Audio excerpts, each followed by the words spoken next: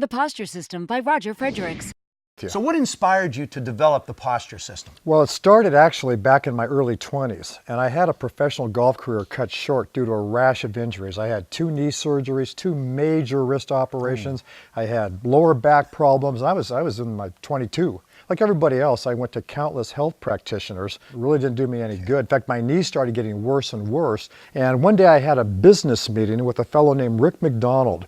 And Rick at that time was the head trainer for the San Diego Chargers. And I was literally walking out of his office and about to put my hand on the doorknob.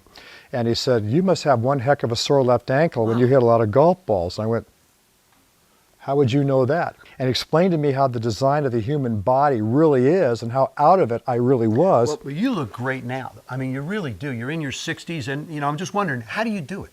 Well, basically, I got on Rick's program, and not only in time did I get out of pain, but I got in the best shape of my life. You mean to say he was able to diagnose your physical ailments just by looking at you? Yes, it absolutely shocked me, and at that moment actually changed my life forever.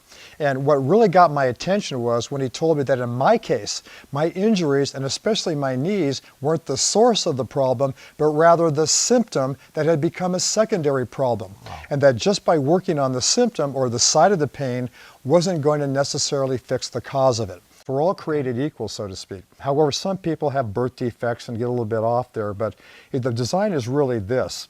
From the side view, we want to have the ear directly over the shoulder, over the hip, over the knee, over the ankle. Okay. From the face-on view, we want to see horizontal lines of the shoulders, the hips, and the knees and the ankle. And more importantly, in my case, is that the hip joint, which is really right about in here, it's not outside here, it's really about in here, was designed to be directly over the knee, over the ankle, so that when we walk, these joints are supposed to line up. So in essence, when you line everything up, it creates what you explaining to be proper posture. Yes, a close look or a general look at little kids absolutely demonstrates this. They're perfect little machines. And little kids almost never get hurt. So he got me back into design posture, explained all that to me, and in those days I used to be like this. And when I walked, I'd walk this way with my left foot everted like that, and boom, in time that just put too much stress on the inner part of my knee. And Rick said, once I get back in this position and I get it functional, I'll be able to walk heel, ball, toe with these joints in alignment with no stress on it. It's called joint centration.